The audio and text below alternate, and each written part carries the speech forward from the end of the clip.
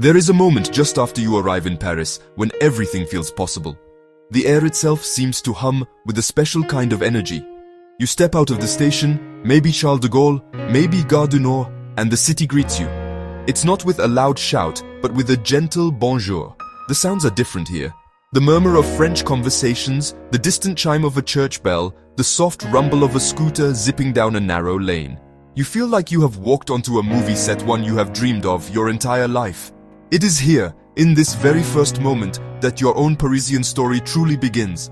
The light in Paris is something artists have tried to capture for centuries. It's a soft golden glow that seems to kiss every building. Of course, you come to Paris to see the icons, and they do not disappoint. The Eiffel Tower is more than just an iron structure. It is the heart of Paris, visible from almost everywhere. Seeing it for the first time takes your breath away. During the day, it stands tall and proud against the blue sky, an engineering marvel. But at night, when the lights begin to sparkle, it is pure magic. I remember standing on the Champ de Mars with a small picnic, watching the tower glitter. Every hour, on the hour, it puts on a dazzling show. It's a shared moment of wonder with gasps of delight from people all around you, from every corner of the world. Then there is the Louvre, a palace of art so grand it's almost overwhelming.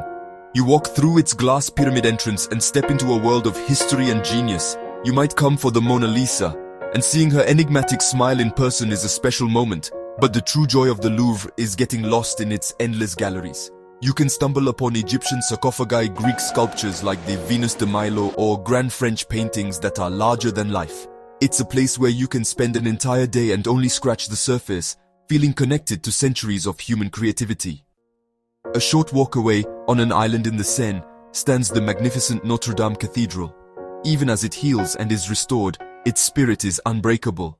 The Seine River is the soul of Paris. It gracefully winds its way through the city. To walk along its banks is to experience Paris at its most peaceful and romantic. The river is lined with paths perfect for a leisurely stroll. Artists setting up their easels to capture the light on the water. Bouquinistes, the dark green stalls along the quays. Old books, prints, maps. I once spent an afternoon just browsing these treasures, finding a vintage postcard that felt like a secret whispered from the past. The river slows the pace of the city down, inviting you to just walk and watch the world go by. One of the most Parisian things you can do is find a bench along the Seine and just sit. Watch the Bateau Mouche glide by, filled with people waving from the deck. It is a simple pleasure, but a profound one. You feel the gentle breeze. You hear the water lapping against the stone walls.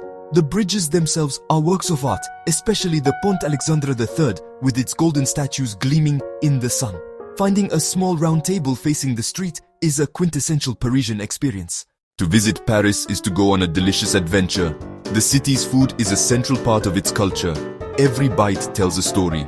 Your day should always start at a boulangerie, a local bakery. The smell alone is intoxicating. The rich aroma of butter, the aroma of baking bread. You must try a croissant. A real Parisian croissant is a revelation. It is flaky. It is buttery. It is so light it almost melts in your mouth. I remember buying one still warm from the oven and eating it while walking down the street. You will see crepe stands on street corners, their sweet smell calling to you. Watching them being made is part of the fun. A classic crepe with Nutella, with banana, folded up and eaten hot from the paper wrapping.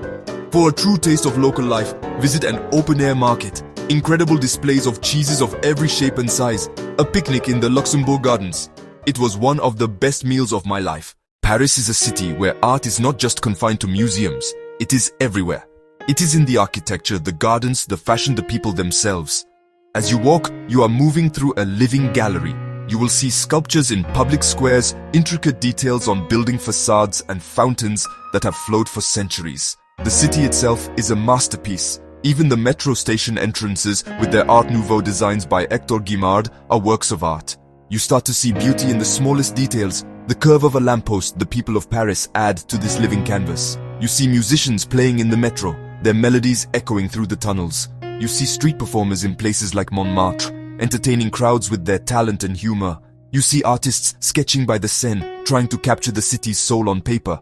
You will leave with a camera full of photos, but more importantly, you will leave with a heart full of memories and a spirit full of inspiration.